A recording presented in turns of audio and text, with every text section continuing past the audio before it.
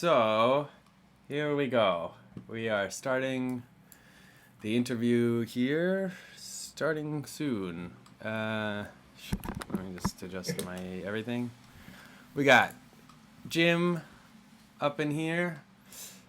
Let me just move some stuff around. Let's close the chat. I'll make this bigger. Oh, this is nice.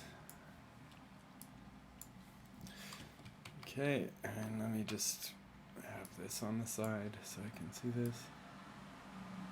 No, make the chat open. Okay. I'll pop out this window somehow. Hey Jim, how are you? I'm good. How about you? Yeah, I'm good. I'm excited to talk to you. Yeah. Oh, and while we're chatting, let's try and keep an eye on the chat on the stream, so that like if somebody has questions or whatever. Okay, tight. And then everybody out there, can you hear Jim? Okay. Does Jim? Can you hear me? I have another microphone on hotspot. If this one sucks because my computer is kind of acting up. The what's it called? The propeller in it is going bananas. But okay, it sounds. I think it sounds good to me, and everybody says they can hear you. Okay, so let's start with like what? Okay, so how? Let's start with this. How would you describe your music in your own words? Like, what's your like say let's pretend I'm like an old grandpa, and you want to explain your music to me, but like. You want to do it accurately, like you care that this grandpa wants to understand your music. So how do you explain it? I have no idea. I tried explaining it for my grandpa, but that didn't go very well. But yeah, I mainly just make as Jim Kimchi, I make bass heavy music.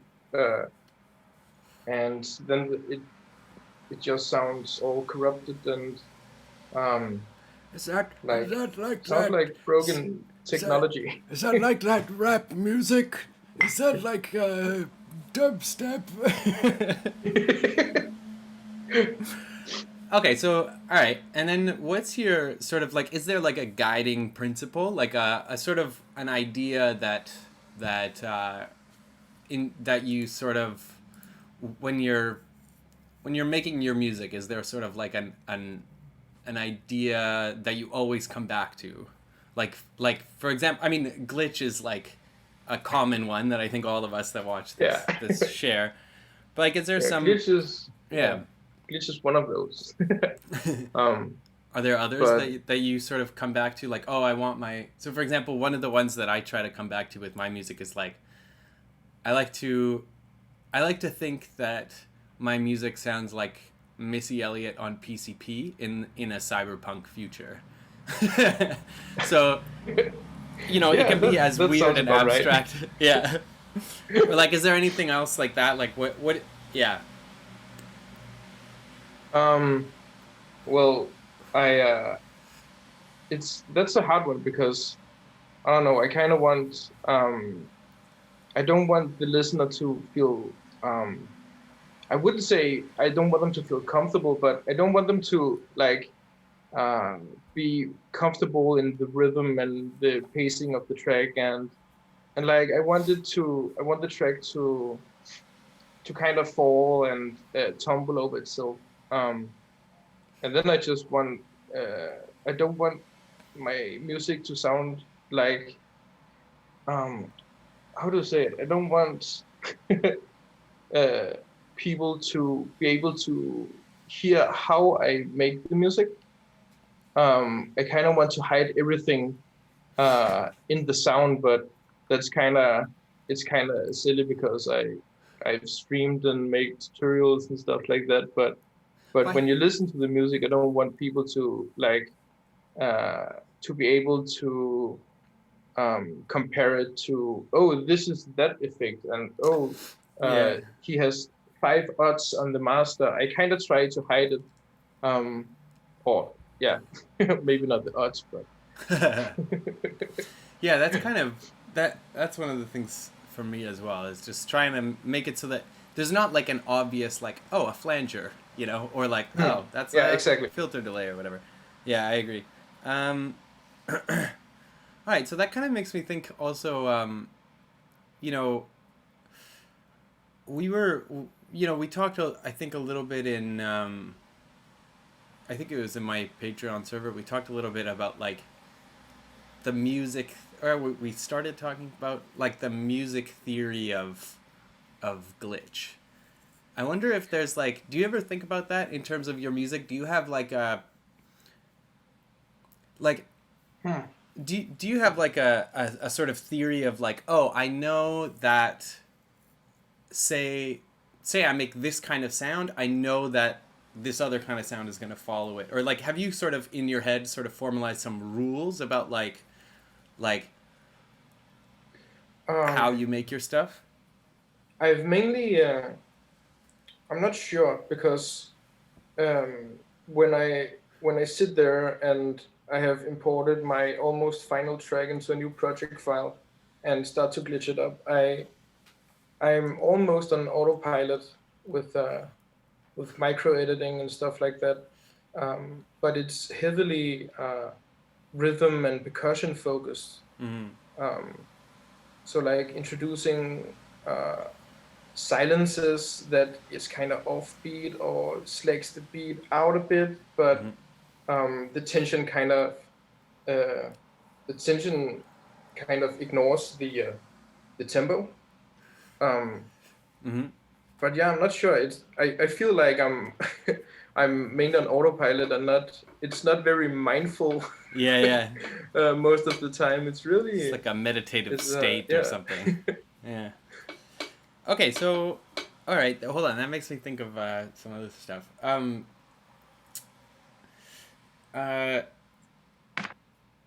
What? Okay. All right. Well, let's kind of keep going on that. Or hold on. I had another question. So when you do that, where you take your track and then you start kind of glitching it out, are you like locked to the grid, or are you really sort of, it's like no. completely separate from? This is it's the perfect situation to not have a grid. It's really freeing that I can just, okay, I'll just put in like this amount of silence and maybe fill it up with a bit of like very small bits of sound that encapsulates it. So it has like a bit of little, you know, like some clicks and stuff like that. And yeah, I don't know, it's very freeing to just be off grid and to be able to fuck the whole beat and the whole track, just cut it up into pieces.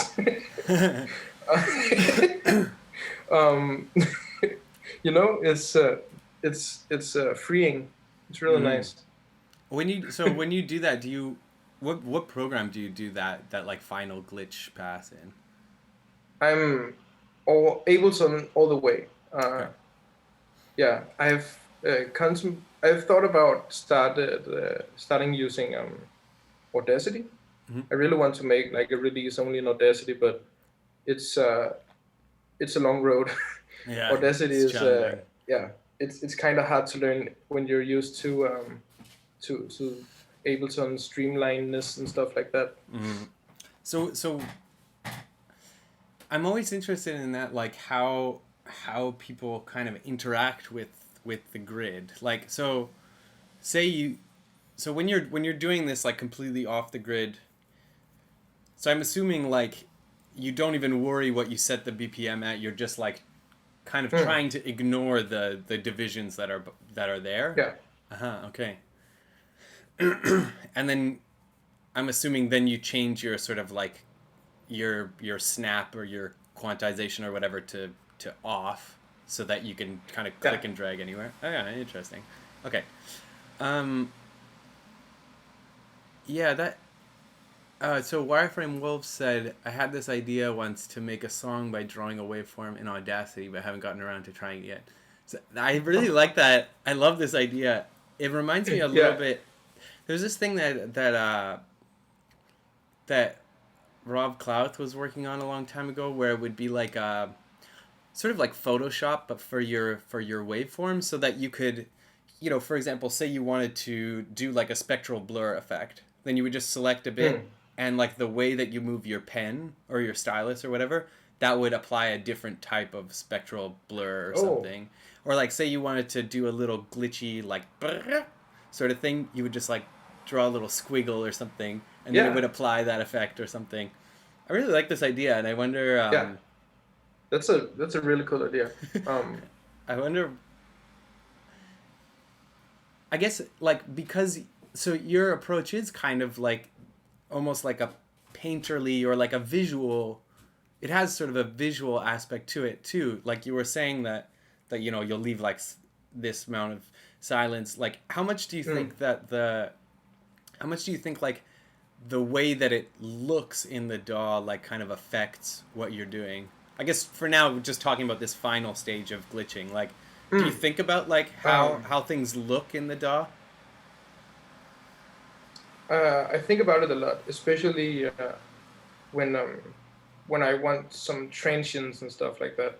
I always try to like cut it exactly right before the transient, and then I kind of mess with people and just remove only the transient sometimes, and yeah, the even when I select a very short clip and duplicate it to make like a beat repeats kind of effect, I also like focus on where in the waveform I am, and because I switch a lot between having turned what's it called, create fades at clip ends. I switch a lot having it turned on and off, because when I turn it off, when you beat repeat it, it makes a click, and that is determined by, of course, by the where the sample meets its end, like where it loops. So the bigger the distance there, the higher the click. But when you have turned when you have it turned on, it's much more smooth and very like, that's very good for like bassy stuff and ambience and stuff like that. But for harsh glitches and percussion and all that, I really like to like whenever I cut it, it makes a small transient. It's yeah, same. I really like that. I always forget to turn on the faded clip edges, so I find myself almost always like there's so many like oh shit, hold on, it says the chat is cut off on the left side. Oh, okay, yeah, I had it in the wrong place. Oh well. So yeah, I find myself like that my brain starts to filter out the clicks and pops because like yeah, it's interesting. I've had that a couple times where like working on commercial projects where I'm editing it, I totally like I'm not thinking about the clip edges or whatever, and then the song has a bunch of like, maybe I've done that to a melodic piece or like or an ambience or something that it like clicks on the edges, and like because I'm so used to hearing that I totally don't hear it until the person that I'm doing the project for like points it out, and I'm like, oh yeah, actually why didn't I get rid of that? Yeah, I really like playing with that. I also do that sometimes, for example, like so when you have like OTT or OT or whatever on a drum group, like you can't, like turning the volume down on a clip doesn't necessarily make it quieter, right? It just kind of like it's still going to get smashed into the OTT thing.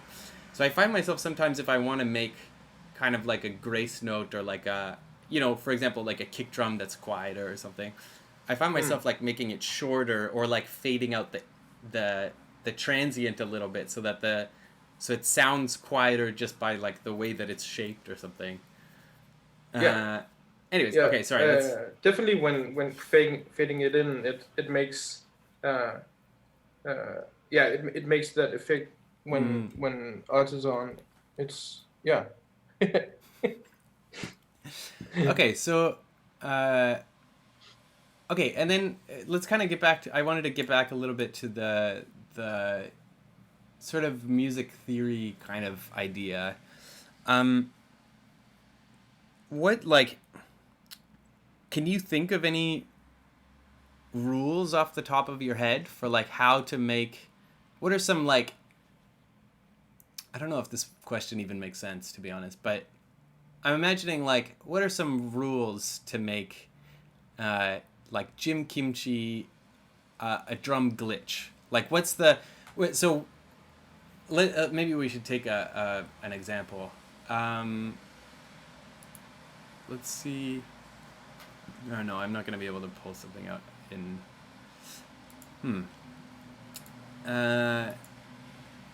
Yeah. Okay. Or maybe just take this question and sort of answer it in whatever way that you want. Yeah. Like what's like a. What's like one rule of the music theory of Kimchi? Like don't have two patterns or two bars that are identical. Mm-hmm. That's kind of my main rule, I think, because I loop like it's often that I loop two bars, but the second bar I always change it up a little bit. Mm-hmm. Then I loop those four, and then I change the last two up or the last four up even more, and then it kind of like this whole section just ends up evolving into a whole new part that maybe just kind of shuts off or gets like really loopy with even more effects or something. That's kind of my main focus when I make music. That's a when nice I make glitch, at least. Yeah, that's a nice. I like the sort of like the sort of recursive nature of that, where like so you have like this like call response, and then you duplicate that, and then you have call response, and then you duplicate that, and then you have call response. Like there's this sort of like kind of like, fractals. Yeah, fractal sort of aspect to it. I really like that. What about like so I guess kind of what I'm getting at is like I think a lot of people kind of hear our music and think like, oh, there's so much randomness, and I feel like kind of what I want to try to dig into is like I think that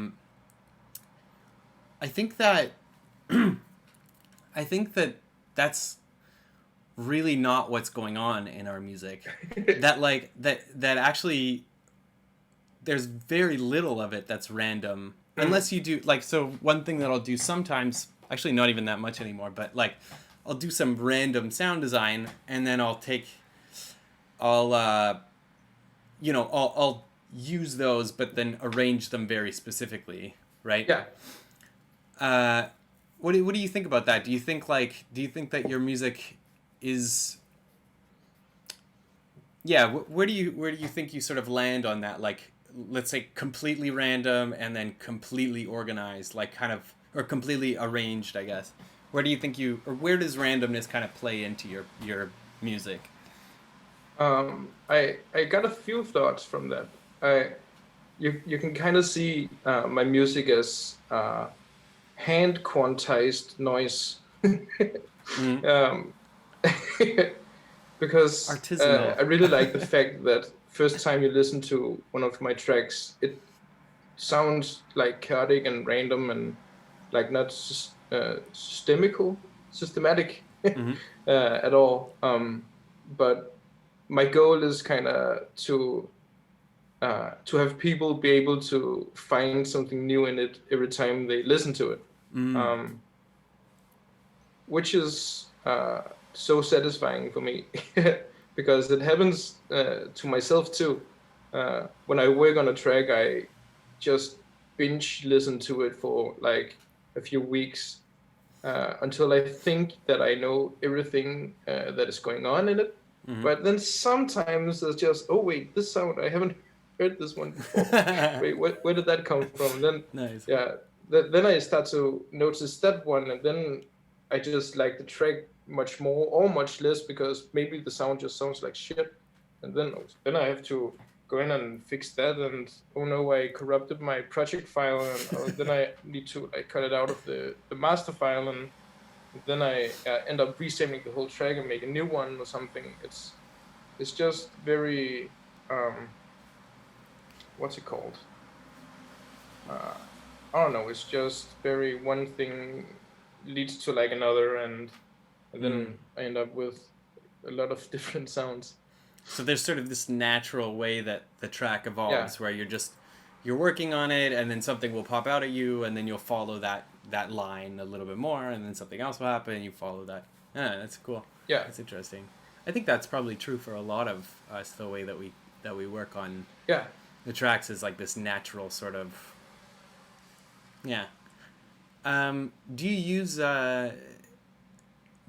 any sort of like random stuff like for example, well, no, I don't need to give you an example. Do you use any random stuff? Yeah, hell yeah. Maybe not true random.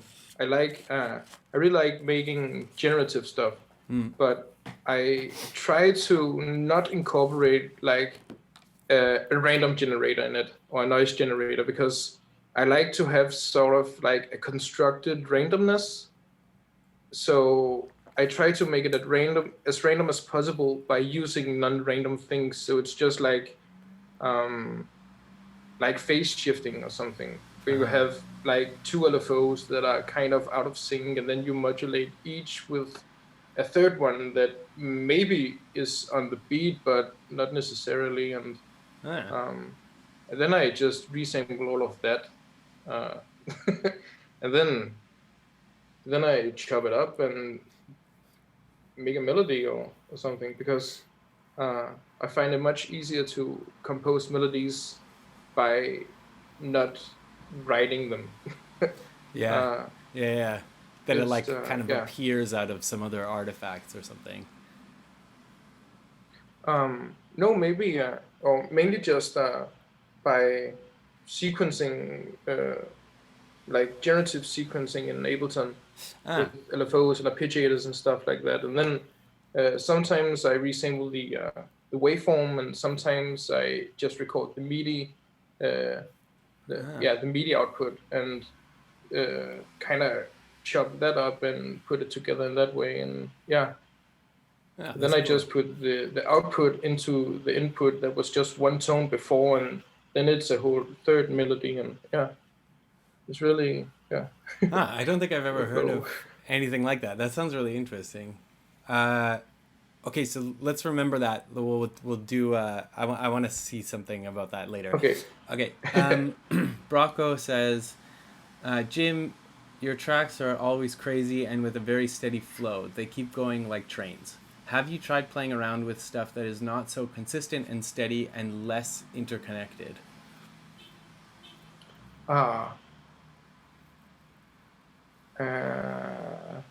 not sure. I don't feel like my music is consistent. Maybe my sound can be consistent, but like, I don't know.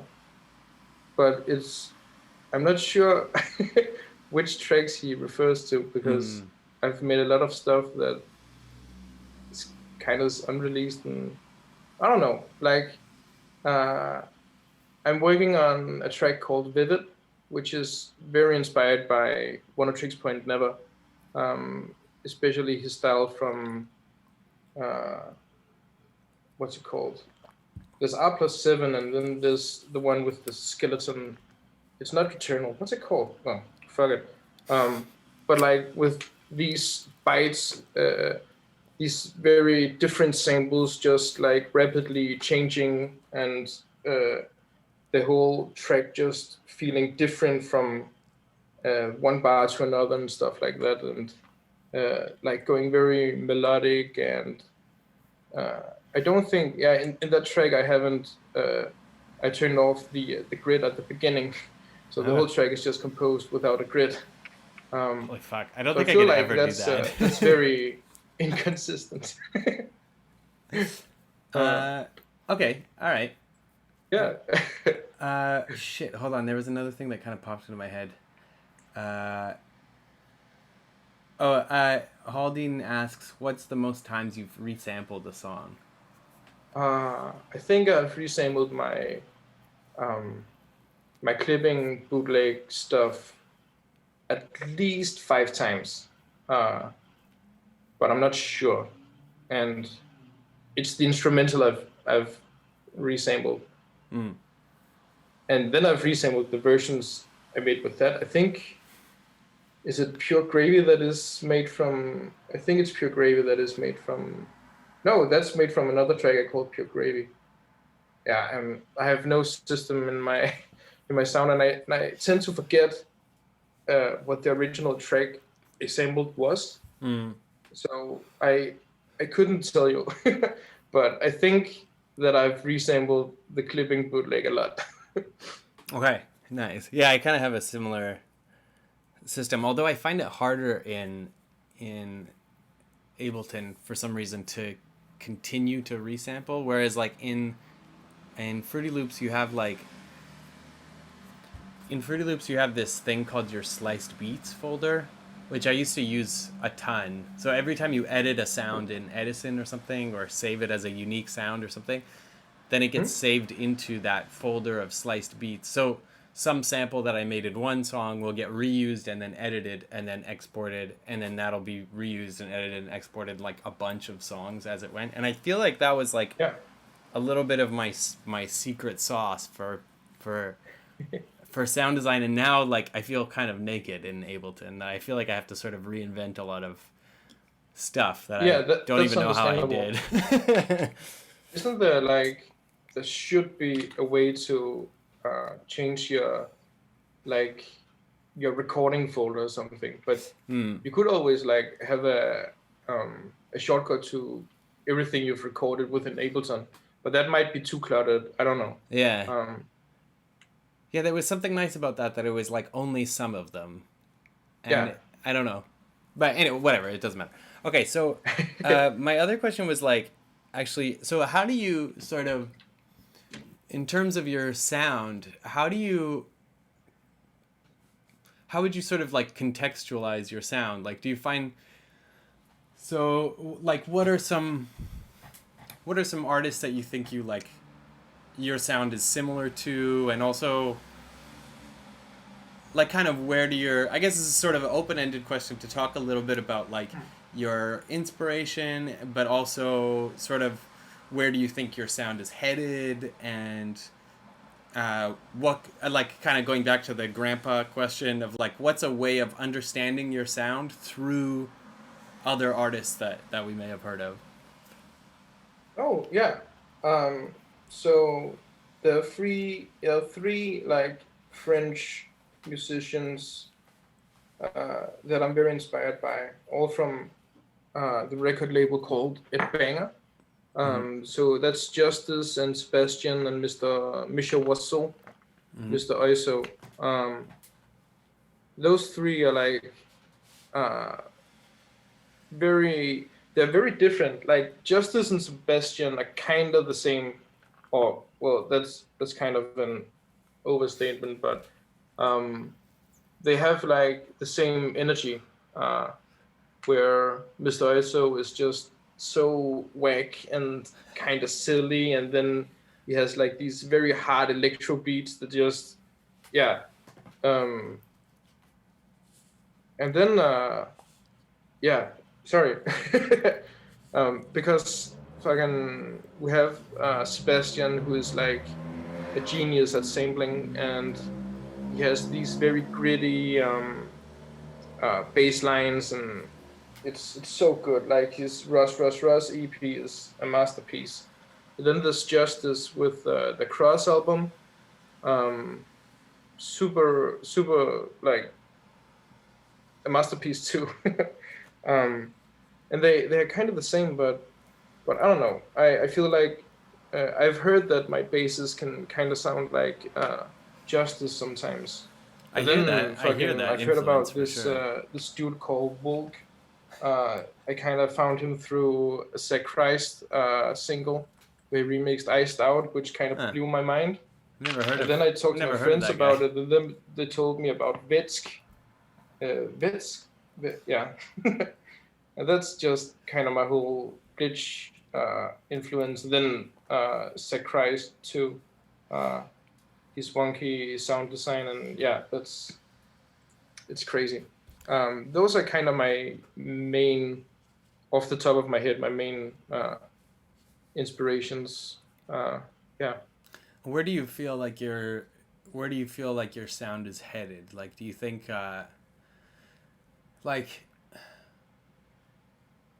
yeah, I guess do you do that where you like listen back to your old songs and try to see kind of what direction they're going? Like, do you like for example, do you feel like your stuff is getting more glitchy, or is there some do you feel like you're more attracted to stuff like One O Tricks Point Never, or that you have some new influences or something, or like where do you kind of position yourself and where do you think you're headed? With my next EP, it's very much like the uh, the title track from my Pure Gravy EP, but just like 5 tracks, which I kind of like because I feel like Pure Gravy was the first like true Kimchi track I made. But I'm not sure. I think I kind of want to take it somewhere different when I'm done with this release, um, because like a lot of the hyperglitch I've listened to are so dark and harsh and gritty, and I kind of want to try making some, I don't know, not ambient, but like what kind of chill, mellow glitch that is just so broken still, but very kind of melodic and organic and warm. And I'm not sure. I have no idea how I'm supposed to do that, but uh, but yeah, that's kind of the direction I want to take it. Interesting. Yeah. That's cool. Yeah, I kind of feel myself also attracted to those kind of like, like almost like down tempo, but with the same amount of glitch, but somehow still really like pretty and beautiful and yeah. But I can't really um, I can't feel what it would sound like. It's so it feels so distant, but I really want to try it out. yeah, I'm same. thinking something like starting to sample more tape hiss and tape clicks and uh, analog vinyl crackle um, and more like physical instruments and stuff like that.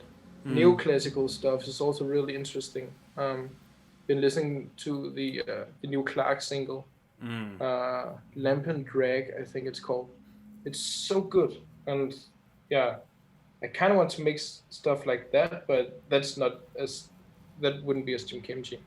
That's interesting. That's a whole other project, I think. Yeah. Okay, so let's just get through some questions in the chat. So, Ponchi or Ponzi or something. What's your concern for audio quality when generating noise at the beginning of your process? Like, I guess how worried are you about like the mix in like the first parts of the resampling, or how worried are you about like, say you resample like that it's gonna get, I don't know. Yeah, like how many do you worry about how many times you put it through OTT, or do you worry about? Oh. No? Okay. Next. I don't worry because I know it's not going to sound like that in the end anyway. So it's kind of just okay. How if I just destroy the sound and try to resample it a bunch of times, how does it sound like? And sometimes it sounds fucking awesome, and sometimes it sounds like shit. So I just backtrack because you shouldn't delete anything. Period. especially when it comes to music production, because it's so valuable having like the first few steps of a fucking banger, you know, and using them in an outro or something. That's It's true. Yeah. yeah.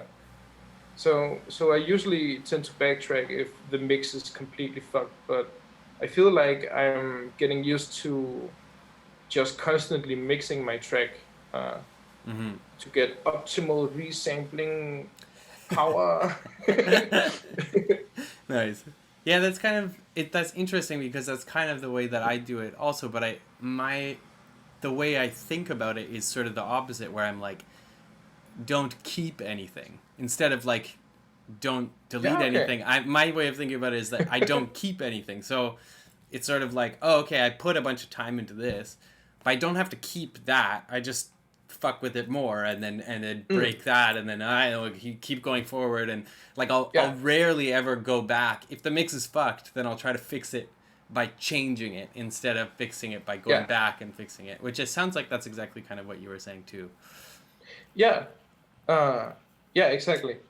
That's cool. Just resampling and then smash it and resampling and smash it and like yeah, it's it's such a weird process when you think about it, but so fun. Yeah, I agree. Yeah. Okay. Halesi, what are some of the barriers that you face / overcome when expanding a rough idea into a more developed song? uh that's a hard one because I have a few tracks that I just can't. They're like a little under 2 minutes, and I can't continue them. It's just my brain is just locked off. Um, so uh, yeah, um, because you can be on like a streak where you get a lot of progress on a whole new track in one day, but then you open it the next day and you're just lost and don't know what the fuck is going on, and it's not organized at all, and you have to like scroll through these 30 to 40 tracks that are just half of them are kind of empty but not really, and yeah, so I guess my uh, what's it called? My tip is to just fucking reassemble it, start over with the master file, and just yeah, that's actually a thing I did. I was stuck in this track. It's like it was not 30. It was 3 minutes long, and I wanted like a melodic part in the end, but the transition between the super chaotic glitch and melodic part was just so shit. So I tried deleting it and it didn't work really. It just fucked up. But instead of pressing Command Z, I pressed Command S, and then you can't undo because Ableton deletes the undo history when saving, which is fucking great. So I imported it into a new project file and just used some older versions to kind of stitch them together and make the whole transition into a new section in itself. And then I just really like how it turned out. I think the last track I sent to your track review was that track. Yeah, Cool. Scatter Focus. And I think it turned out really well. Yeah, me too. I really like that one. Yeah, it's nice. So is that sort of say somebody's stuck on like a short, they've made a cool little short section and they're stuck with that. What would be kind of your advice for getting unstuck, or like how would you get out of that? Resampling it and just stitch them together.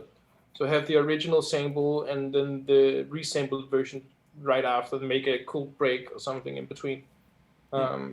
That's kind of how most of my tracks,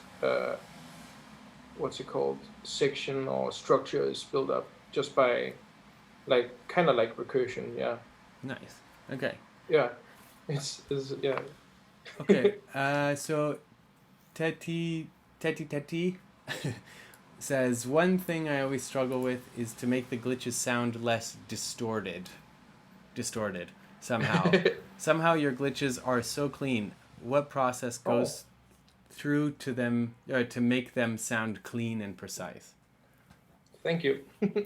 I don't know. So it's all about the last step, man. It's this when I import a whole track into a new project file, if there are parts that are like you have a click with kind of a tail on it, or like some muddy parts or something, I just cut them out. Like I keep the transients, but the muddy parts that are in between, I just straight up cut them out, because that makes a much harder contrast. Because I feel like contrast is not only in like it goes from A to B and then it's all weird because it sounds different. Contrast is like every millisecond and in between 16th notes and stuff like that. That's how you kind of make the ears hurt, you know. It's it's like making it so gritty that you have offbeat 30-second notes in silence. And then it of course it's not precisely 30-second notes, because you have this whole idea with the beat shouldn't always be the same BPM and stuff like that. So then you can kind of add 1/3 of a hit here and there, and make the kick like slow out a bit, and then it tumbles over itself to stabilize into the same rhythm, and just just mute small bits everywhere. Interesting. that makes it harsh.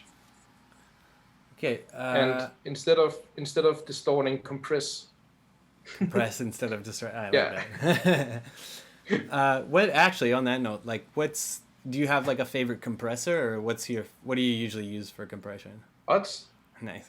No, I don't really use VSTs, so I tend to use glue compressor. And then I group tracks together and glue compress them slightly, because it's in the name. It kind of glues the tracks together, and I don't know, maybe it's just placebo, but I feel like it works. But it's so hard to like differentiate between compressed signal or slightly compressed signal and uncompressed signal. But yeah. That's interesting. Okay. So number has a question: is microtonal music anything you would like to experiment with in the future? Hell yeah. Definitely. I am kind of working on a track that I feel like is microtonal, because, or maybe that's just because I don't know what key it is in, but it's some very weird tones. But no, wait, it's not microtonal, because they are on the panel roll. But they are kind of like pitching up and down, so I don't know. Yeah, interesting. Kind of microtonal, but yeah, I'd love to compose a melody only by looking at what hertz they are in. I think that would be pretty fun. I've been kind of daydreaming about writing some microtonal stuff. Actually, one of my students sent me a really interesting piece called, or it's like an unfinished sort of sketch, I think. This is called neutral chords. And so instead of having you have your chord of like the root, the third, and the fifth, and instead of having a minor third or a major third, it's like halfway between the two. But that's the only note that's out of tune in the chord. So, and the chords that come out of that are really, really quite interesting. That sounds cool. I can't remember if I invited that student to join Glitch.cool, but next time I have a lesson with them, I'll try to to convince them to get in there. I haven't done. Yeah. Okay. What's it? Oh, okay. Let's do one last more, and then we'll get into some sort of screen sharing technique kind of stuff. Okay. What is the essence of what you love about making music? Like the spark that keeps you going? This is a question by Just Bask. Oh, I don't know. Like, oh well, I guess I know, but it's hard to explain this. um, so there's this whole thing with expressing, or not expressing feelings, but making like weird feelings and weird stuff that you can't uh, do with any other media. Um, I feel like music is just so unique in its art form, and I don't know. I have a hard time at the moment because my jack stick in my phone is broken, so at work I can't listen to music. So I have fucking 8 hours a day where I can't listen to music, and it's awful. Damn. Yeah, that's right. But yeah. Okay, cool. So now let's. I said we were gonna go to the track review at 7, and we are 3 minutes to 7. But let's do.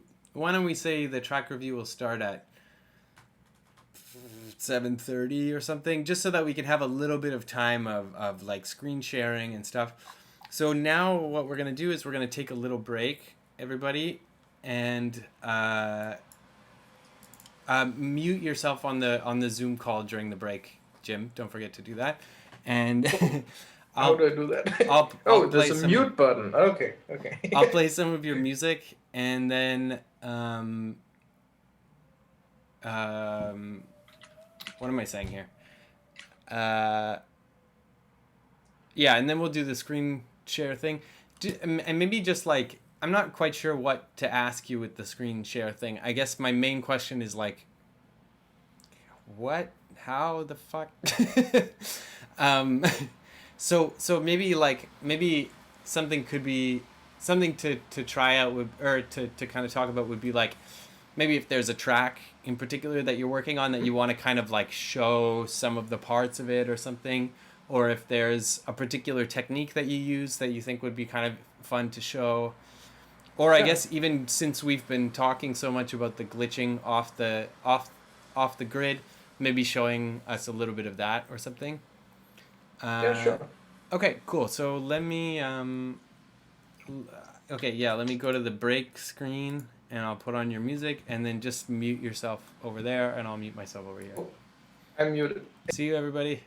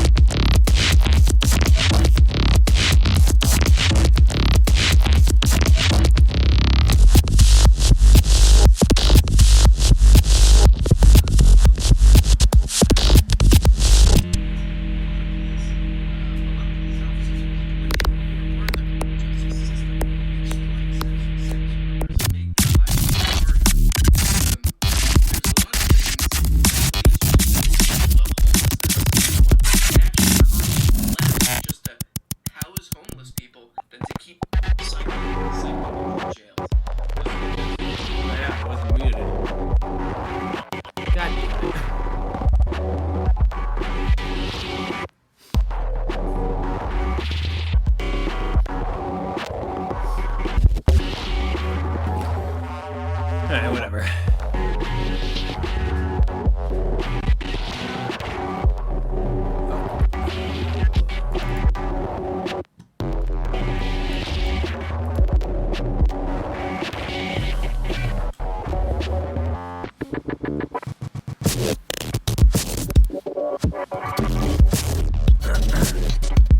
Alright, so I guess we're coming back now.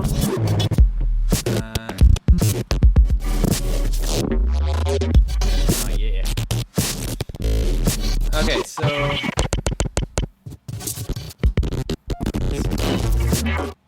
okay.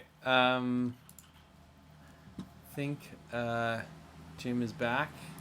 Yeah, I think so too. Can everybody hear Jim? I'm gonna try to move this down here. Hold on. I can't. Wait.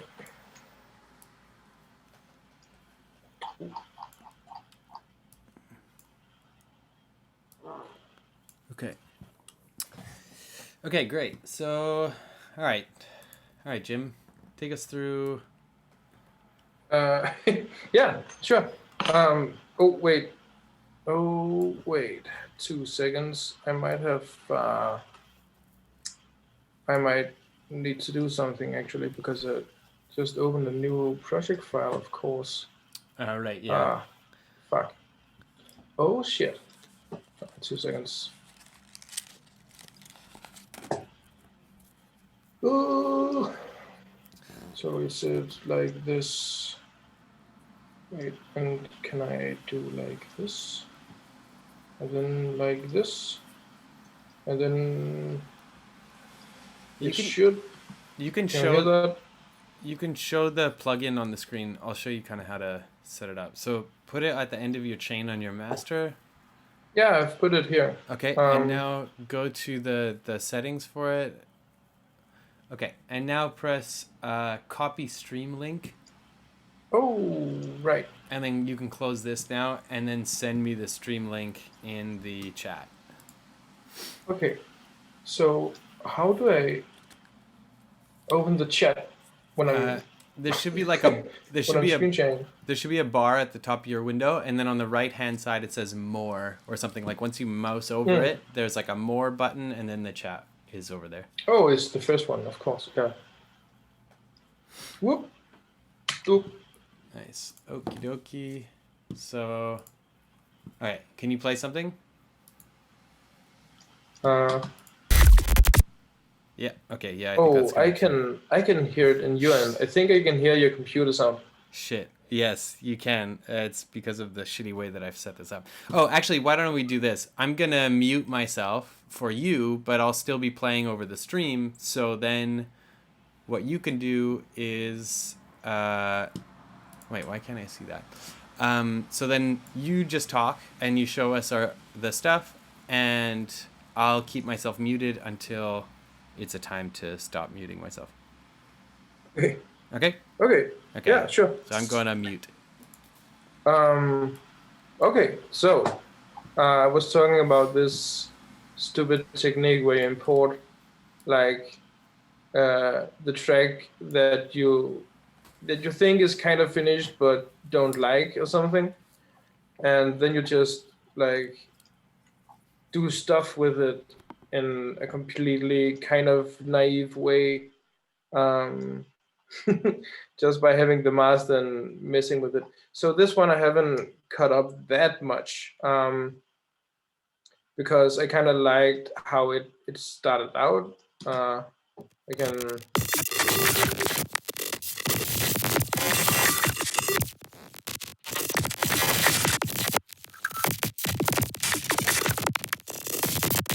so this part is actually made with shameless self plug. My delay, I have made an effect rack that is just a delay that you can manipulate a lot. I can post it in glitch.cool again or something. But yeah, so it's the tails of like a delay that feels kind of granular on some, I think it's G and D tones. Yeah. Then we have, this is the boring part. So this is much more interesting. So this part I used because there's a field recording here. And in the latest part I made in this version 3_4, I kept the field recording over here, but it sounded like shit, so I used an earlier version for that part. And then I was talking about like micro contrasts, or what you can call it. This is one. because if I do this, oh,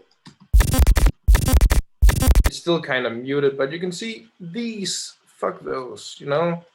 We don't need those. And you need to cut it up a bit too, I guess. So this is also just, if I'm unhappy with this part, then I just kind of took this part over here and then pasted it here, I guess. Just like micro tuning the sound design and glitches and all that, just by using very small parts from around the track. I'm not sure, where's this from? Oh, okay, nice. Yeah.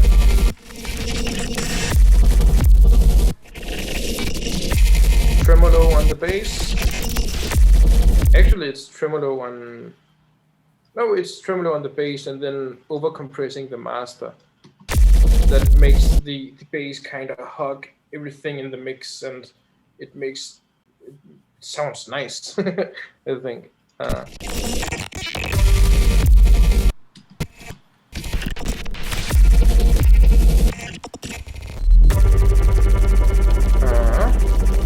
Then we have the classic build-up before chaos, which is kind of something I want to, in the future, scrap, because now I've made like 3 tracks that does this, and I don't need any more that does it, you know?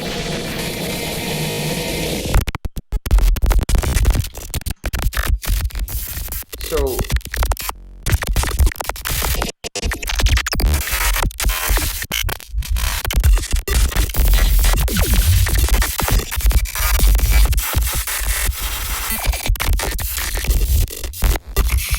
okay, so maybe I don't want this. Ah, fuck that.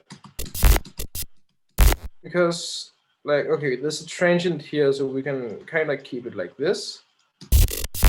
Because then this click, if we don't do it, then it's a whole sound. Then it's a whole, what's it called? A sound object. But I guess this is like also a sound object. But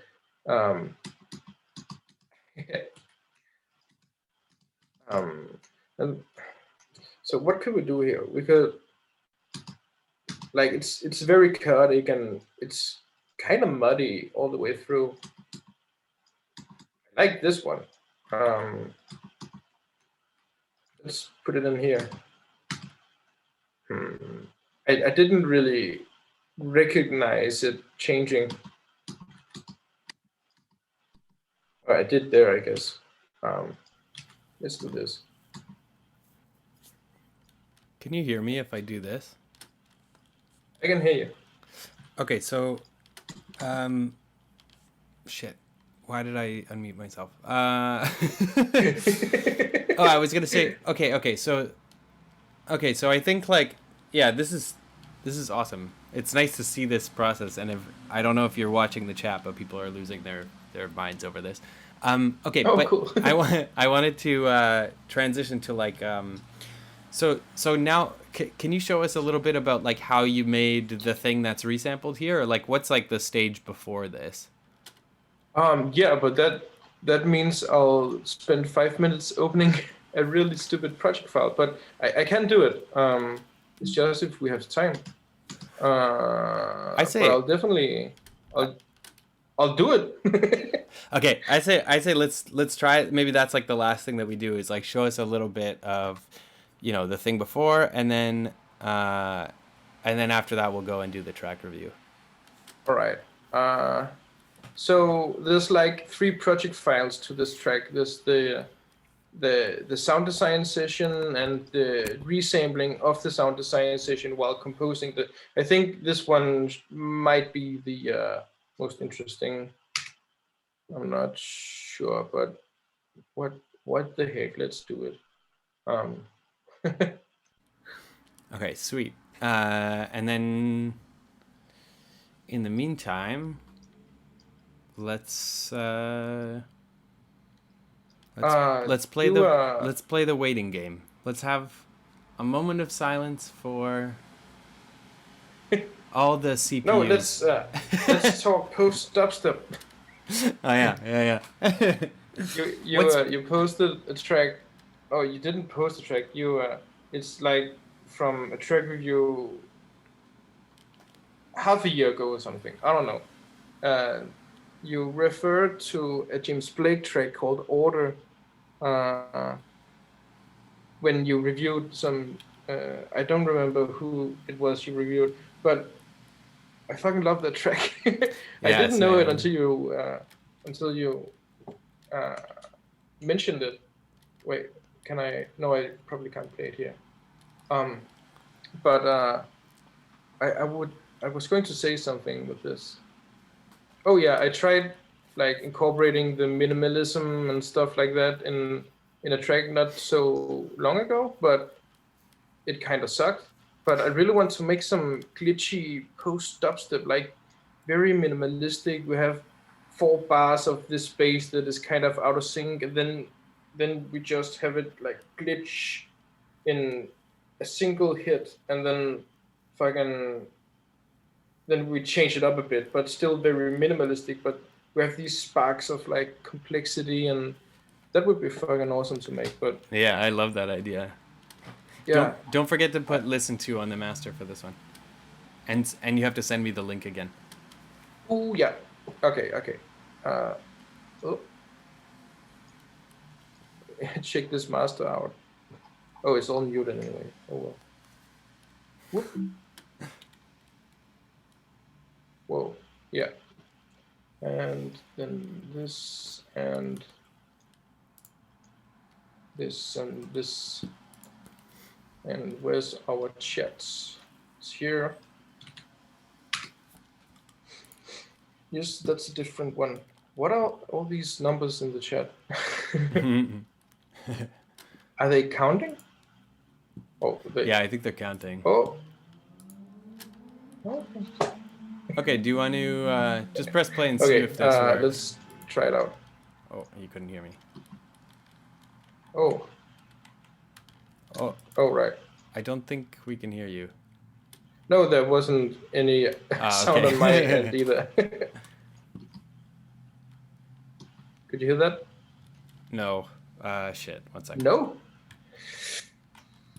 What am I doing wrong? It's because I didn't put it on the master. No, I did. It's here. Okay. I haven't pressed start streaming. Should I press that? Yeah, that might be a good one to press.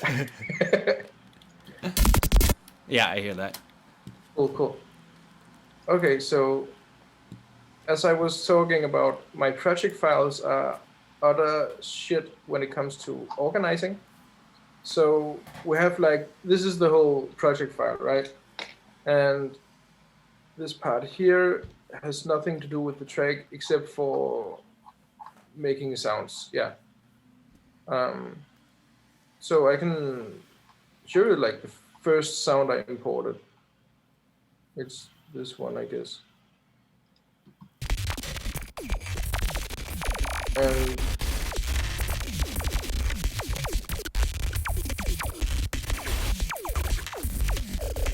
that's just some generative kind of weird beeply boop beeps, and yeah. And then so I made an effect chain with redux and in its bit crusher mode and delay and odds and stuff like that. And I put a lot of sound through it. It also had some beat repeat and yeah. But then I tried putting a sine wave through it, and then it sounded like this. Oh, and this amazing. Is reversed, but yeah.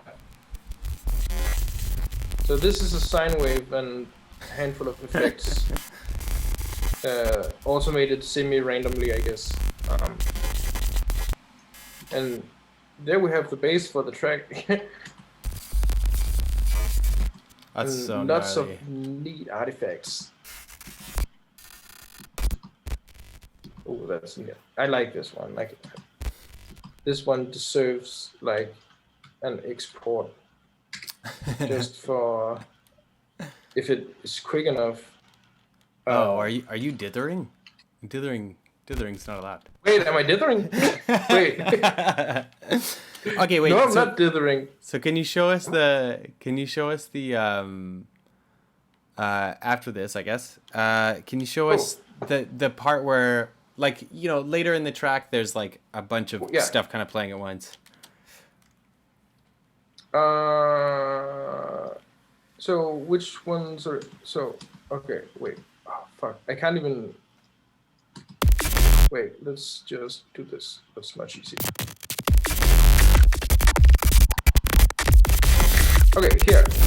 But this is like a resample part. The drums and all that are in the same, so this is the only thing playing right now. And that one is made probably over here.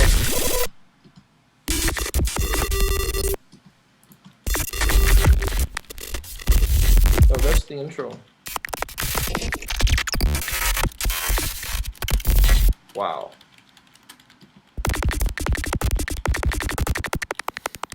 Okay, so this is kind of one of my ways of making percussion.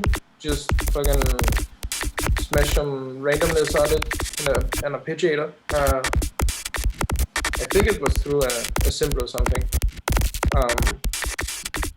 Then kinda... Yeah, then I just stitch it together one by one and...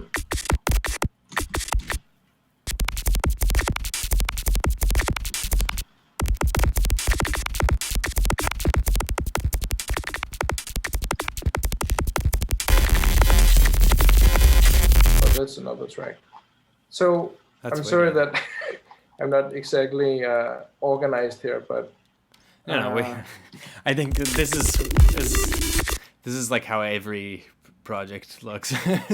Yeah. Wait. So the last thing I was kind of curious about is like just a little bit further in the track, you can see like where that purple stuff comes in the top view. Mm-hmm. Can you show us a little bit about like that part where everything is sort of layered on top of each other? Yeah. Just as you said it, I found the part that I was looking for. This one here. So it's literally just the bass cut up and percussion, which is all resampled from the drum track stuff I showed you. That's awesome. So the purple stuff, I think it's MIDI, which is MIDI, man. Holy fuck. So yeah. Hey. Oh yeah, this is like the shitty part I cut out. This one I completely destroyed.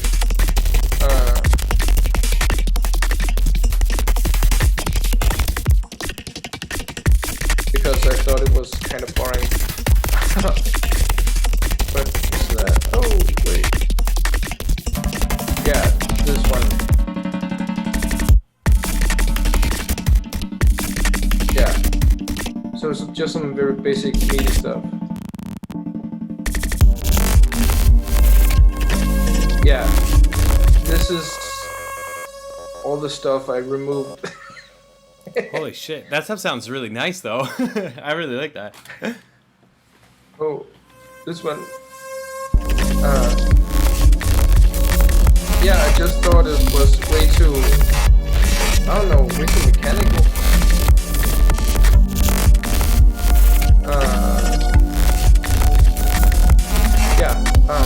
So we have a melody here, which looks like a miss because it is. But this is just a single melody, and then I duplicated the oscillators and changed the tremolo on them. Damn, to make really it more nice. organic, and it's just slightly changing the synths just to make it move a bit more. That's wicked. Yeah.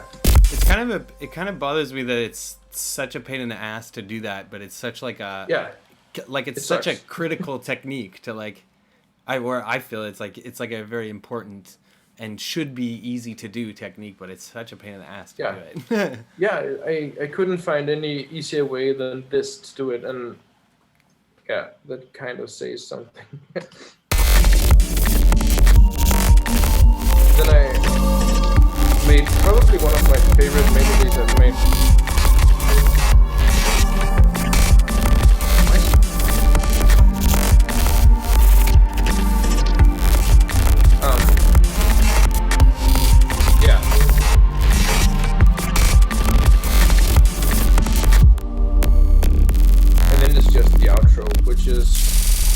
Walk mode.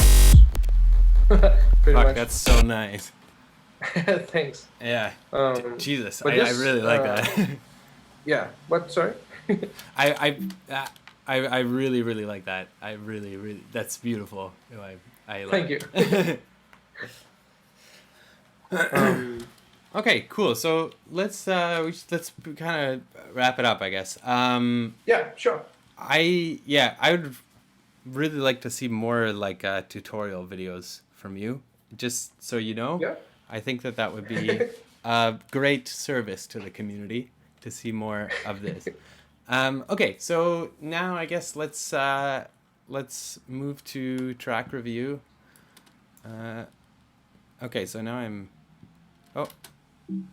okay, now I'm permanently unmuted.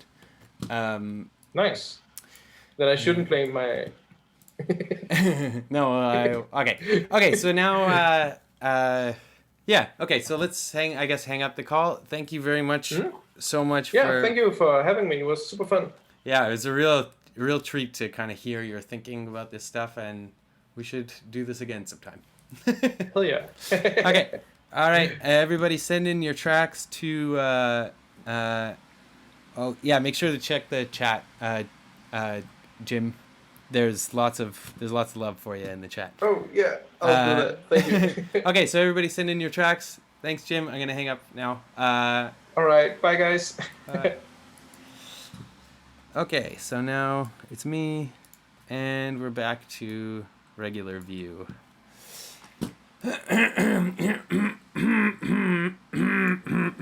Well, hold on. Let me get the email open. Stand by.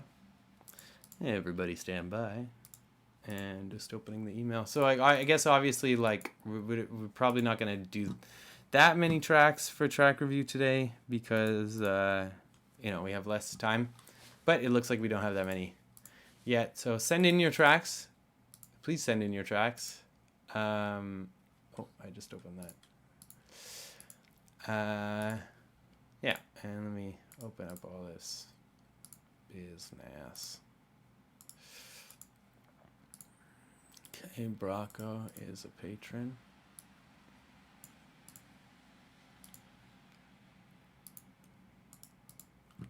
Numbers.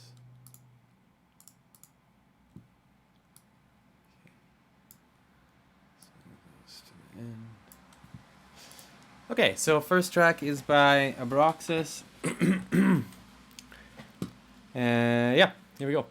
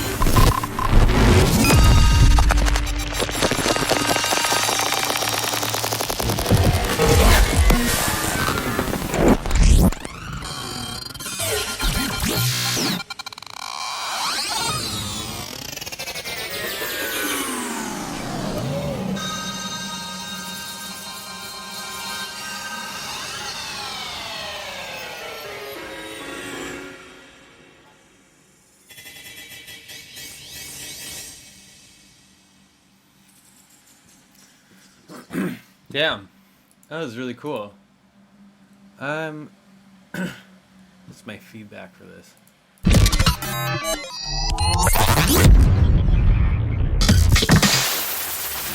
I think like okay, so obviously the sound design is awesome.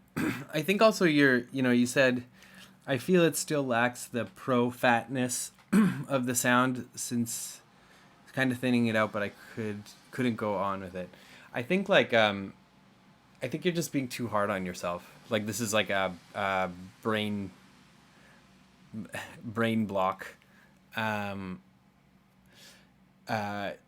it really doesn't lack any sort of pro fatness, in my opinion. I think it sounds really cool, and I think your sounds are huge and they're really nice.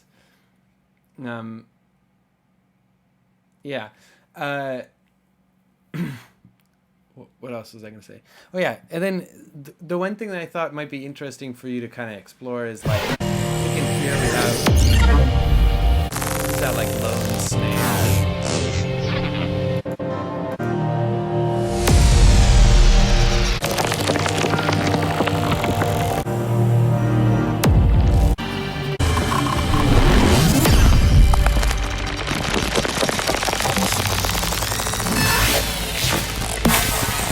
Yeah. Okay. So, I think one thing that might be worth exploring is like ways of elongating those snare sounds. Oh, my microphone volume is low. Okay. How about if I just bring it closer to me? That didn't help. No, I could do this. Test.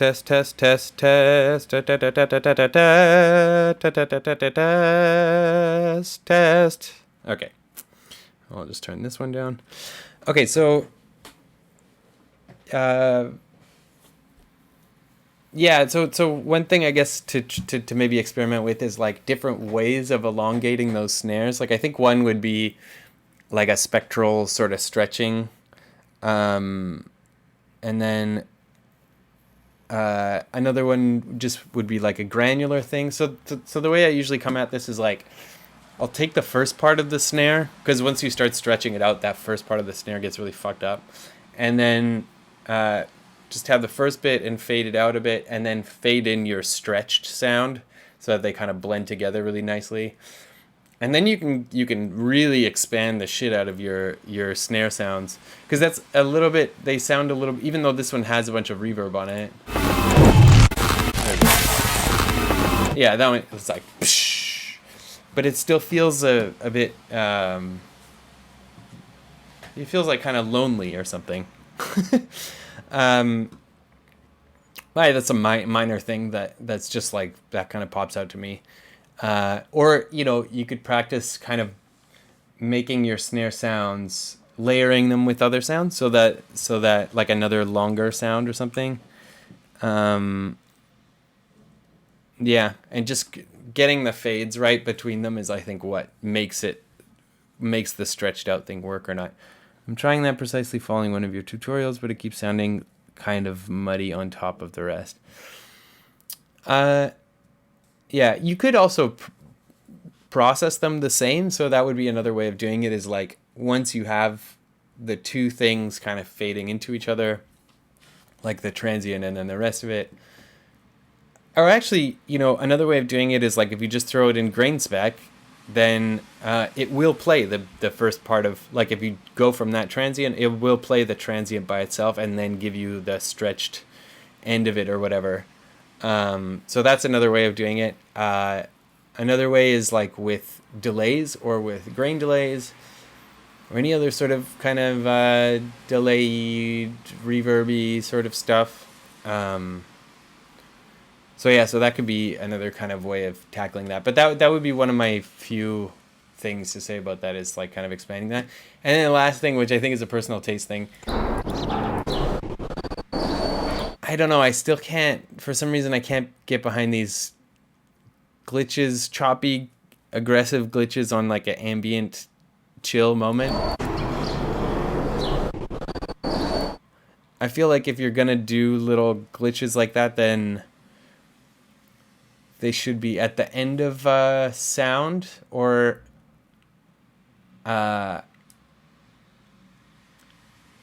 either like, and then nothing after that, or so that you're like changing notes or something between them. But I think there's something about like like continuing that note that I feel like doesn't, I don't know, it just doesn't do it for me. But I know that's like a personal taste thing.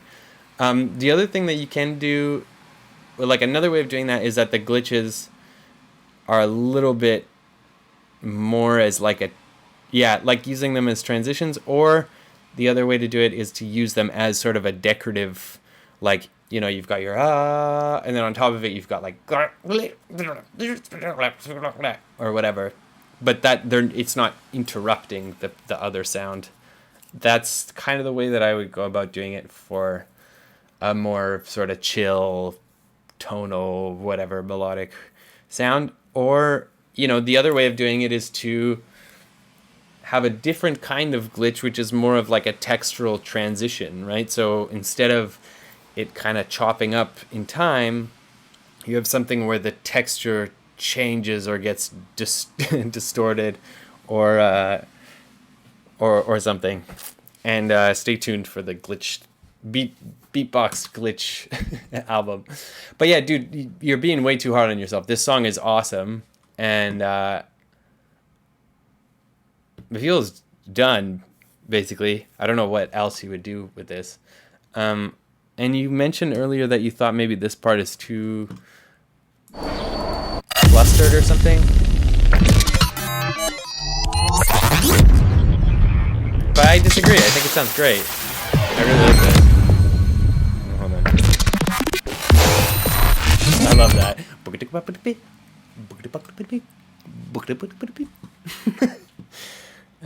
But yeah, wicked.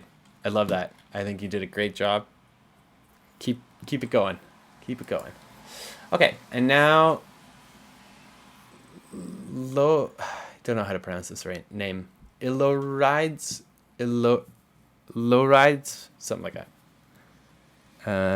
Okay, here we go.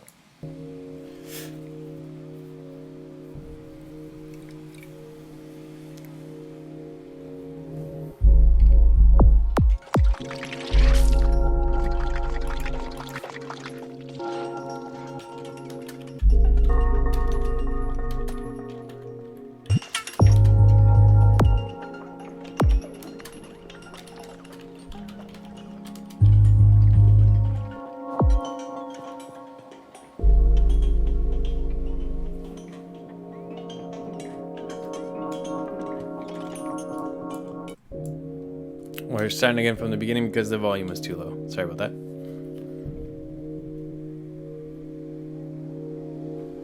And tell me if it's like panned over too much to one side.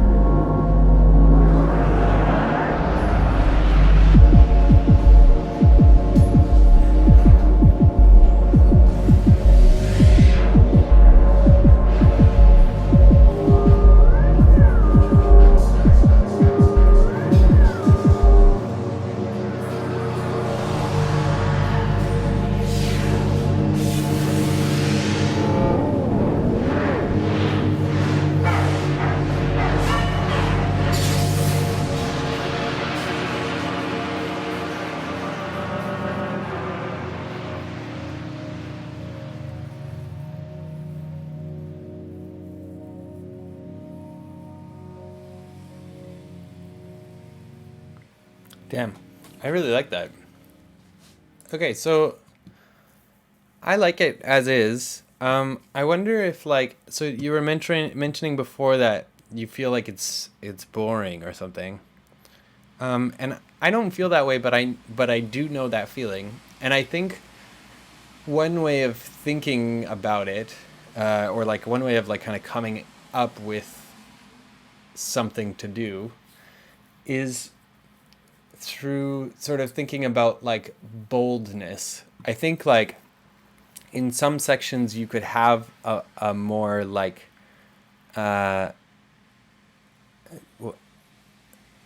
you mean the sound design is lackluster. Interesting. I found the sound design really, really nice. But I think like that's the boldness thing, I think is one thing, one way of thinking about it. Whatever it is, the thing that you feel like is kind of lacking. I think that's one thing about this track, is it feels a little bit shy. Like it feels like you're holding back a little bit, and not in a sort of patience way, but that you almost feels like you're stopping yourself from trying some sort of thing. So what I would yeah, so like so what I would do, I guess, in this context, and I feel like I sort of suffer from going the opposite way of this, is that it's like too bold a lot of the time. But my kind of default for this would be like, to get something that kind of pulls it along more, first thing I would try is an arpeggio. And if you don't like those, then the other thing that you could try is a more like a noodly sort of melody solo sort of thing that would kind of pull through this section. I don't think you need that, but just like as a thought. And then this section, when you get to this different kind of tonality sort of thing here, sort of like in a different key or something, I feel like committing to that a little bit more, of like have a couple more elements that are in that new key, that could be kind of an interesting way of doing it. But again, like I think the track really works. I think it's really good. And I think the sound design is cool.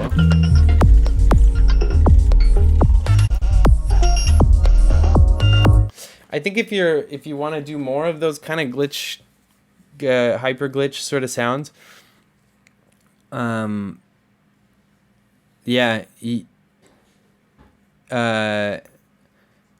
way of kind of getting that is like, there's like tons of like if you watch some of the videos in the glitch.cool takeover of my YouTube channel, or there's, I mean, I think very like tons and tons of people in that kind of crew have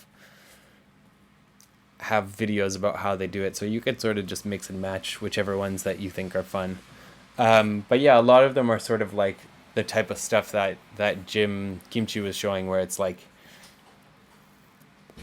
that sort of like editing of the waveform sort of thing. These are like kind of micro chops or whatever. I think, but I really, I think the track really works. I think it's really nice. I can imagine myself listening to this. In fact, I do want to listen to it. And I enjoyed listening to it. Cool. It makes me wonder, I don't exactly remember your last track that you sent in, but it makes me want to hear more of your style, so I think it's a success. Yeah. Need some time to grow. Yeah, cool. Yeah, that's an option too. You don't want to get stuck like working on the same track forever though, I think. So I would say like, if it doesn't change in a month, then just, it's done. Okay. Good. I really like that one. Oh yeah, post your SoundClouds in the chat. I forgot to post Brocco's, but hopefully Brocco will post it. And also Ilorida, did I say it right that time? Post yours in the chat if you want. Okay. Or whatever links. Spam links in the chat, whatever link you want. Preferably not something that'll get me banned, but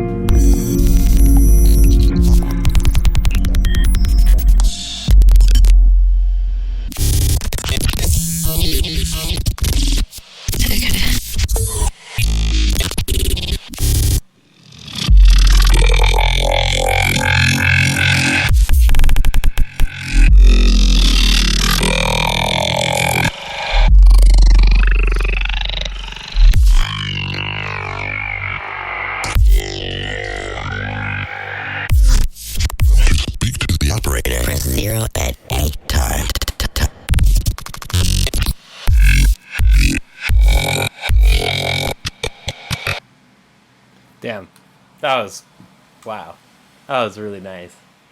Yeah, I think he killed it. It's great.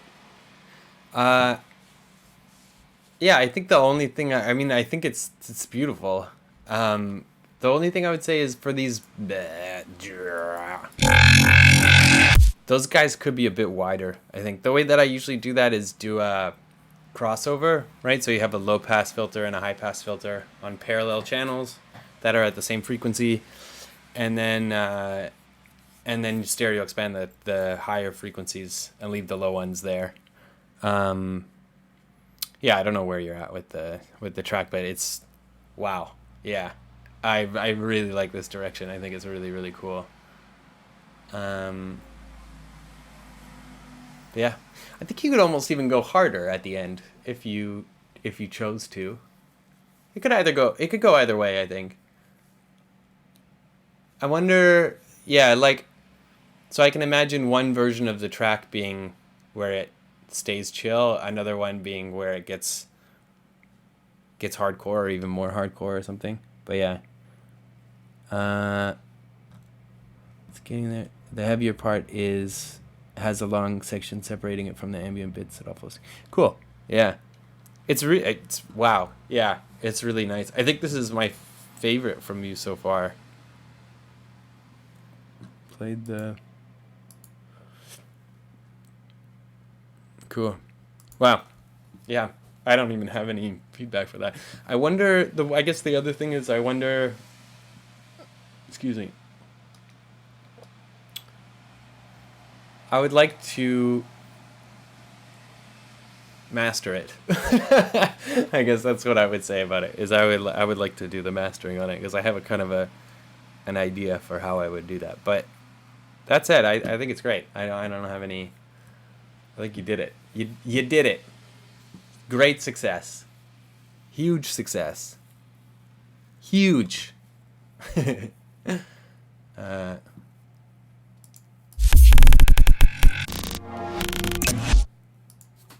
Oh no, I'm not logged in. Okay, whatever. Okay, and now Ponchi. How do you say your name? I'm doing like the Spanish version is Ponchi. I don't speak Spanish. I don't know what I'm talking about. Here we go. Soup, don't forget to post your link.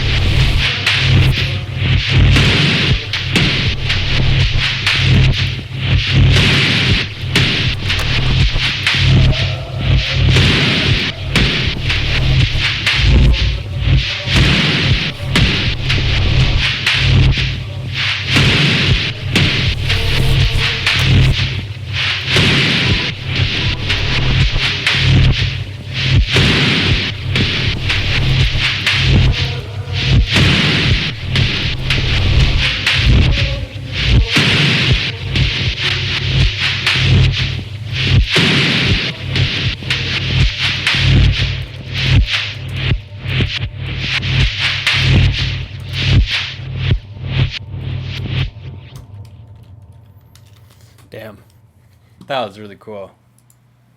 Hey, stop that. Yeah, I don't have a ton of feedback for this one either because I feel like it works. It really works. I guess one thing I would say is in this section... maybe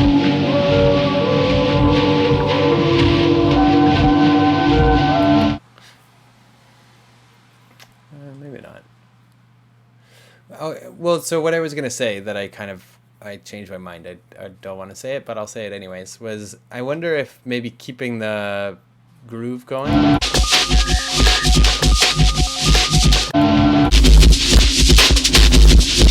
Like, I wonder if this break could be done in such a way where it keeps the groove going until you get to the end, sort of. Upstream Color is a really cool movie by the guy who made Primer. I don't know if you've seen Primer, but that's another cool movie that I like. I feel like what glitch hits are just cop-outs using a quick grain delay. I don't know if I understand what that means. But yeah, very cool. Yeah, it's cool that the sub keeps the movement. Like, there's not really like classic electronic music drums, but there's still drums. It's cool.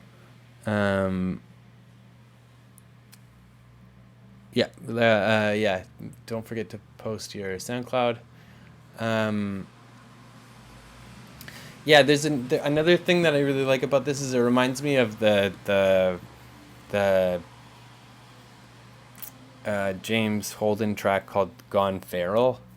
He has this one, and it has actually just kind of from that whole album has sort of like this like digital. It makes me sort of think of like a weird future where we got to sort of a singularity or something, so we kind of integrated with machines, but then society collapsed, so we're like a bunch of half human or cyborgs, I guess they're called, and then it's like cyborgs but like living in the wild. I don't know. Not quite like Mad Max, but yeah, I guess kind of like that. It had sort of that vibe to it. Yeah, I guess actually Mad Max would be a good example of that. But this feels like more futuristic than Mad Max. I don't know. Yeah, I like it. I think it's really good. I think you got a lot of nice shit going on here. I quite like the sludgy ending. I think it's worth the wait to get to the end of the sludgy ending. I don't think I would take that out.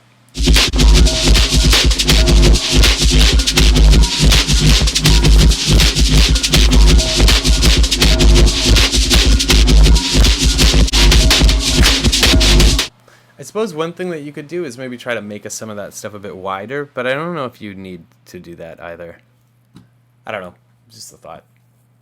Okay, cool. I like that one. You got your link in the chat, and on we go to number. How do I make this work? Question mark.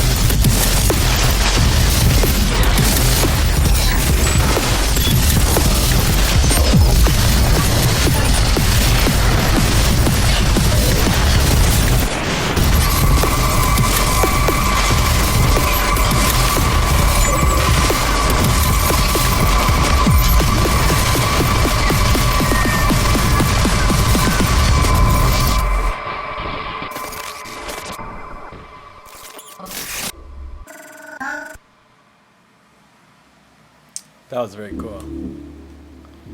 Okay, so I think that works as a track. I don't know if I would. I don't think you need to add or change or whatever, anything. But if you did, the standard way for the standard, the glitch standard, the hyper glitch standard way of what to do after this section, I think would be like to put a chill part. You just put like some pretty melody after that, and then bing bang boom, track is done. Or pretty melody / ambient part that goes into a more repetitive groove. Or you could do it the other way around, where you start with that and then you get here. But I don't think that's necessary. I think this would make a lot of sense, like in the album context, and on its own, I think it's a very cool track. One thing that kind of that I thought of while we were listening to this is that I wonder if some of those like Kimchi techniques would work nicely with this as the source material, like the kind of way that he was chopping out his renders or whatever. I think that could be something to do. Hyper glitch standard propaganda is killing the youth. It's true. They're oversaturated. Oh, more of a Seskamol vibe.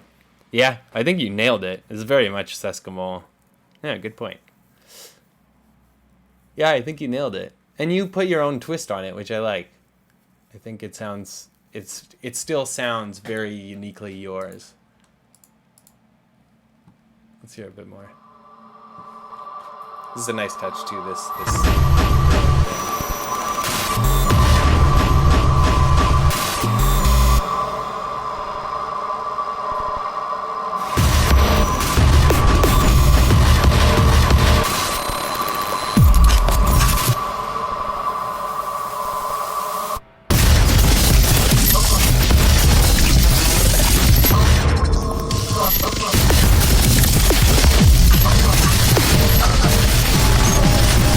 I think your pacing is also really nice in this.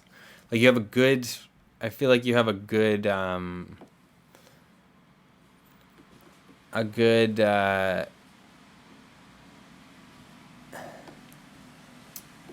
have a good ear for the sort of balance between like crazy intensity and when it's good to sort of have a breath or whatever, have a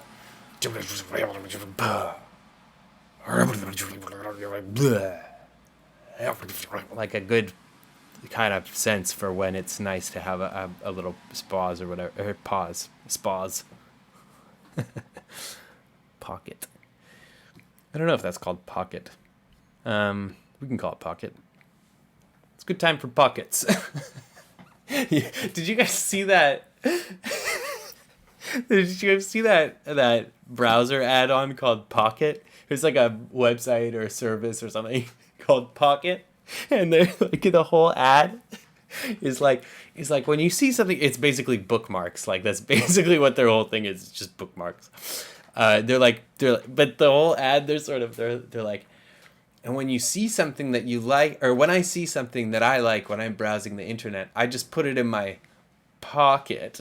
And every time they say it, they're like, just put it in your pocket. Like, really trying to make it like a common usage word. It's so funny. I laughed so hard when I saw that. Put it in your pocket. Anyways, yeah, that was a great one. I really like that. I wonder, it's nice to see you sort of like experimenting with the two things, you know. Last time you spent when I want to steal something when I see something at a jewelry store that I want to take home and I don't want to pay for it, I put it in my pocket. Anyways, so, but yeah, I feel like the two, you know, it's nice to see you sort of experimenting with the different styles and the way that all of that influences what you do.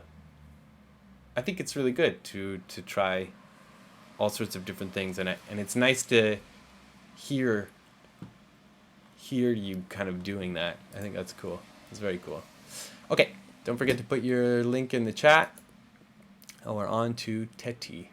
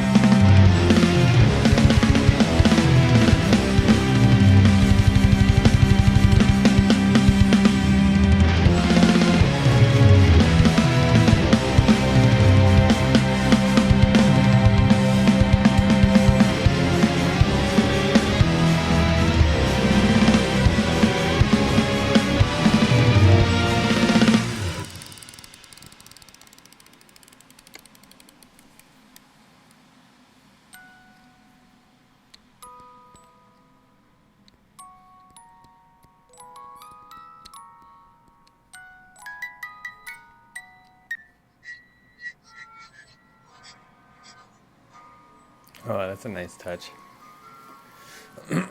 Okay, so I really like this. There's two things that I thought of. One is these kind of crackly things. I think that would be a really great place to play with, like some binaural panning stuff. Like you can imagine those kind of sounds, starting in front of you and below you, and then they kind of like move and expand around you or something, and then they're sort of behind you, and yeah, I think keeping them just sort of like in the middle, keeping them sort of in the middle, maybe. Yeah, I think playing with the panning and stereo widening or whatever of those could be a nice touch. And then my other thought was in here.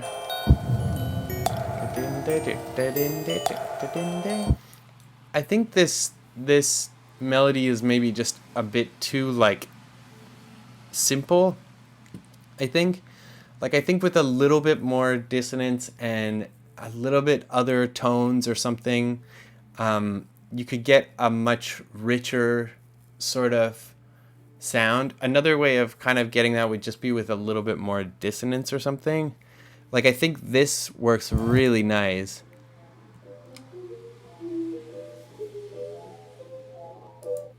Like, cause there the notes aren't so like kind of perfectly in tune, and I think, at least for me, that when everything sounds a little bit a bit too like perfectly in tune, then you lose a bit of depth that way, I think. And then everybody kind of talked about the snare. And this is another place where I think stereo widening would work really nicely. Stereo widening and panning stuff around in specific places, like you've got a lot of really cool sounds there. Just kind of placing them in the stereo field, I think would be nice. Not auto panning or anything like that, but just placing them around and putting some care into the stereo field or whatever. I think that would be really cool. I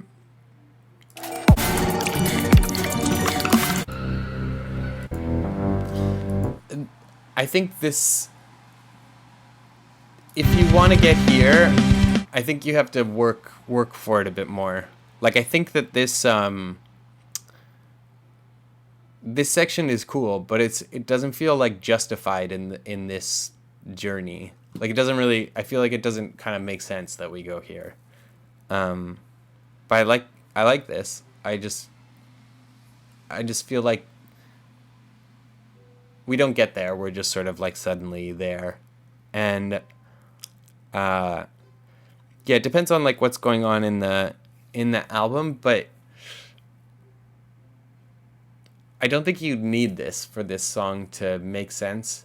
And in fact, it kind of, to me, it feels like it sort of takes away from this whole vibe, because like here we're entering some magical kingdom or whatever, and then the dream, or we're entering in a dream or something, and then the dream gets kind of weirder or something. It gets a little bit of this spooky sort of vibe, and then we end up here, and this feels like, the dream is concluded or something. And then, or whatever, this is maybe the very end conclusion or whatever. But then this just feels like a totally different, like now we're at like a concert or something. I don't know. I feel like it doesn't, for me at least, it doesn't follow from this. That said, like, I mean, as usual, really fucking nice sound design. And in general, I think your mixes are really, you have this really clean sort of style, and I think that's really cool. I think you do that really well. Yeah. So maybe the answer would just be like, fuck up this this thing. Or I think just fucking up the tonality of those things. Like detuning them. There's also like, so this is sort of like it sounds like almost like a glockenspiel sort of thing. There's all these nice like versions of these types of instruments in in a lot of, I feel stupid saying this, but a lot of African music, and of course I don't know what country specifically, but where they have different ways of modifying them so that they sound a little dirtier or grittier or something. Like, for example, having some sort of like rattling sound that goes with it or some thing. And I think a lot of the richness from that comes from the little dissonances that kind of come up from the like some sort of stuff being out of tune or whatever.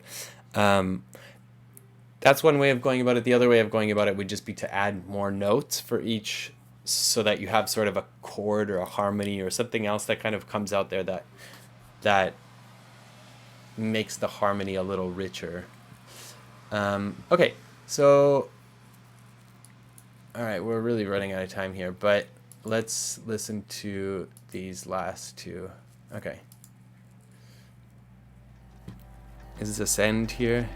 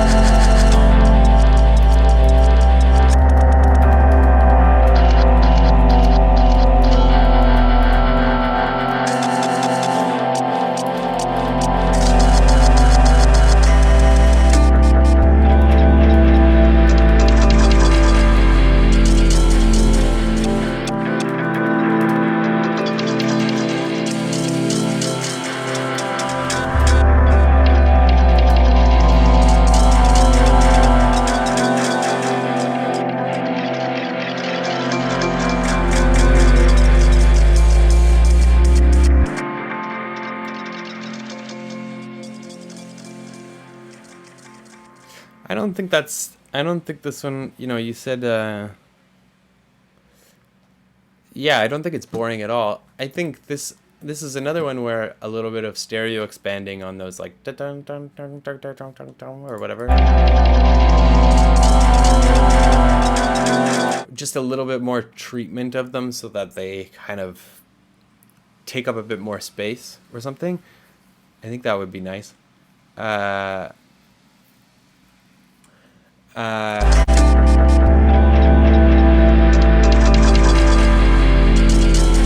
yeah, there's lots of nice stuff going on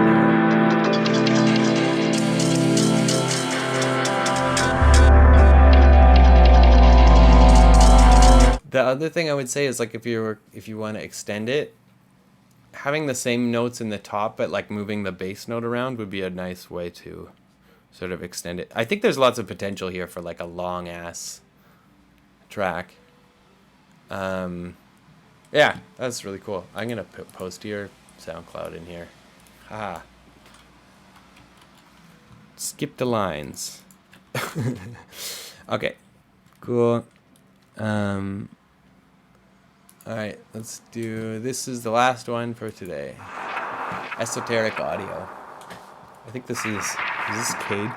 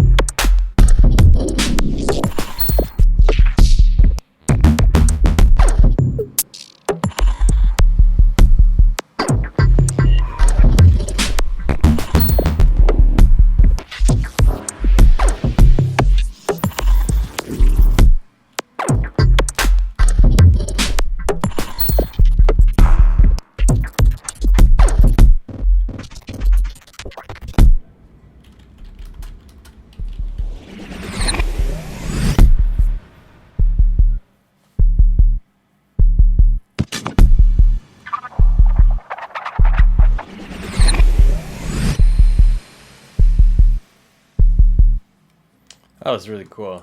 I feel like there's so many sounds in there that I have no idea how they're made.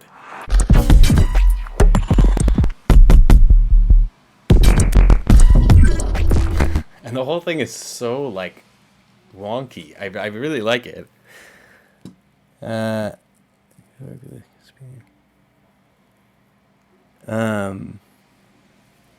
Yeah, wicked.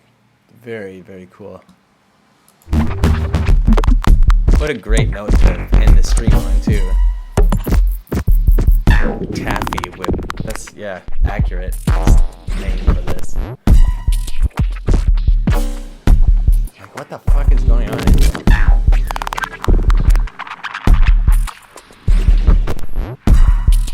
Jesus Christ.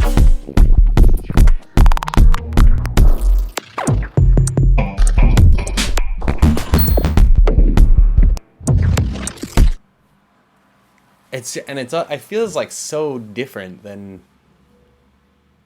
what I'm used to hearing, at least. It's really cool. Yeah, killer job. Is this person here? This is Cade, right? I don't know how to say anybody's name. But yeah, okay. All right, so let's listen to this one more time as we call it a day. Thank you, everybody, for coming to this another wonderful track review and for the interview with Jim. I had a really fun time, as I hope you did too. And we'll see you next week. Oh yeah, tomorrow, please join me for this thing. Look, that's me. That's me here. I think you have to sign up for a ticket or something. I don't really understand how it works, to be honest. But yeah, I'm doing a set for this. I don't really understand what the timeline is here. Few details. I don't think they really tell you what the timeline is.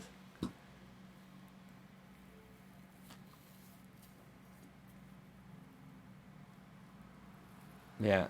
But yeah, we talked to these people are really, some of these people are super interesting. Like this Give a Beat program is like for music education in prisons and stuff, which I thought was really interesting. She has some really cool things to say. And then Erin also does some Afro Rock is really interesting. They do they teach modular synthesis to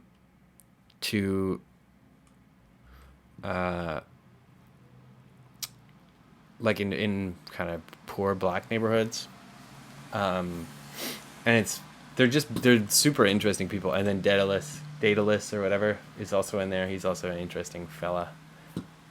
Yeah, I mean they're all cool. They're all interesting people.